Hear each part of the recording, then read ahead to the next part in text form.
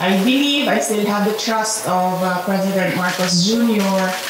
Ito ang pahayag ni Vice President Sara Duterte kaugnay ng umuugong sa Kamara na planong pagpapa-impeach sa kanya.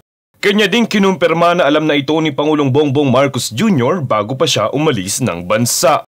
Matatandaang umingay ang usaping ito matapos isiwalat ni ACT Teacher Representative Franz Castro na may nag-uusap umano sa Kamara na planong pagpapa-impeach sa Vice Presidente. Ayon naman kay Pangulong Bongbong Marcos Jr., hindi deserve ni VP Sara na ma-impeach kaya naman binabantayan niya itong mabuti. Dagdag pa niya hindi naman dapat ito ikabahala dahil normal na ang ganito kung saan pinaniniwalaan niyang ang rason nito ay dahil ayaw nila sa kasalukuyang administrasyon. Pagtitiyak ni House Speaker Martin Romualdez, hindi umano ito seryoso dahil wala umanong formal na nagpa-file ng impeachment sa kasalukuyan. Francis Riudique, nag-uulat para sa One Media Network.